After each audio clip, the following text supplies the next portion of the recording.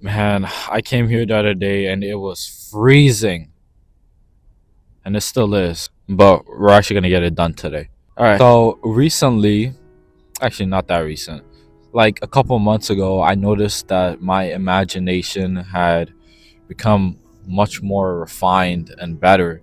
Like I was reading one of these old books, and you know how they can be. They can be very descriptive.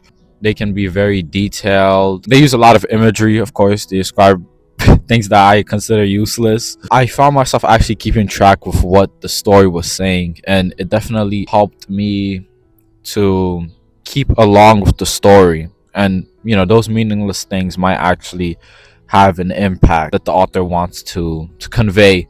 But if you're not able to keep track of it, then it doesn't matter. It seems meaningless to you. And often I feel like that's what my issue was throughout, I guess, high school or even middle school. When we read like these stories, these authors, they would use such sophisticated language and it would be hard to keep up, especially if you're not someone who's able to imagine it. You're moving on to the next paragraph and you forgot what just happened previously. So yeah, that was my issue before. But nowadays, like, it seems to be super smooth. When the author says that there's a cowboy with a green hat who has a frog on his shoulder and he's standing next to a window and he's looking down at the street and there's five cars, you can actually keep up and imagine that entire scenario. And it's just like blew my mind. I don't know how it happened, in case you're asking, but it's just very cool to now be able to imagine things so well. Something that I've realized is that people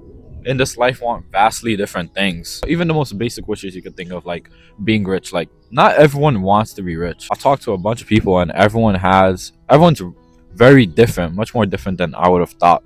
My hands are absolutely freezing, so I'm gonna have the mic clipped onto my shirt and hopefully it picks it up well. Even people who would admit that they want to experience a lot of things, they'd admit that you need money to survive, you need money to experience the amazing aspects of life. And yes, people would admit this. Nobody's living in a shell. You obviously need money for these things, but even with that in mind, a lot of people don't actually want to be rich, or they want to be rich but they don't see a future in which that they are rich. It's the dichotomy between needing something and wanting, and some of that is really dependent on, if you imagine a future where you're happy and not able to experience the things that you would like, and you're not the type of person to be too ambitious, then of course you're willing to settle. And that's what I've noticed with a lot of people. They are willing to settle. And yeah, that's something that I would not have expected, because I guess I'm not that type of person. So if you're an ambitious person, you're pretty different, I will say. And I guess this ties into my next part, which is limiting beliefs. Like I said before, a lot of people, like, they have desires, they want to experience things, or perhaps they don't want to go through the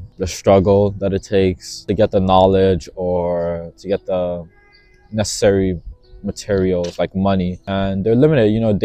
They're limited in what they believe they can achieve. They're like their own worst enemy in a way. They want to do certain things but they believe things which go against that, because it's like they'll admit that money is important, yet their future, they're imagining the same exact scenario. There are people who don't worry about money, right? There are people who have achieved this life that you can't even imagine for yourself, but it's possible. So why not imagine the best case scenario for your future? All right, so real quick, I realized that during editing that I didn't give a good example of what I was talking about. So, all right, so I'm sure we've all seen statistics like this. Take your time to read this one real quick. This may not apply to you. How about, let's say you wanted to become a doctor, for instance, and you saw a statistic like this. Or you could just imagine a random statistic like, I don't know, 9 out of 10 businesses fail, for instance. If you read this sort of statistic and your reaction wasn't, "Hey, that is bullshit," you should just slap yourself. If you're so easily influenced by statistics and it's so easy for you to accept them and take them to heart, you're screwed, bro. Did you even think to ask yourself what type of people were interviewed for the statistics? Whether those people had the same mindset as you, were healthy? There's just so many variables to account for when it comes to statistics like this that you should really never rely on them to much. And let's say in an imaginary world, all these variables were still accounted for. As long as these statistics did not include you, then just reject it. Just tell yourself, I'm not these people and I'm not bound by these statistics. You have to be your own supporter. Now, don't get me wrong. If there's a statistic that's like, I don't know, 90% of obese people get heart disease and die of a heart attack, I'm not saying to reject that. You should take that seriously. But when it comes to statistics that impede your progress to your goal, then outright just reject it. Yeah, if you're ambitious and I guess you're not like the rest of the people, you really need to start imagining your future right now. I talk to a lot of people and they don't know what they want to do.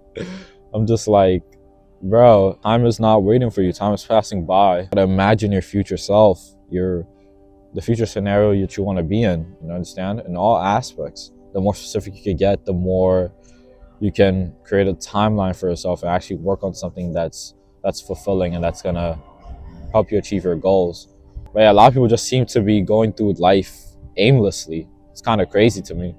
And if you don't know what you want your future to be, it's really just you have to spend more time alone and really think through yourself. Less on the phone, get away from social media, stop using your headphones as much, because really you're avoiding the hard question. Every single time you do that, you're avoiding being in the moment and really thinking introspectively, because your future is important.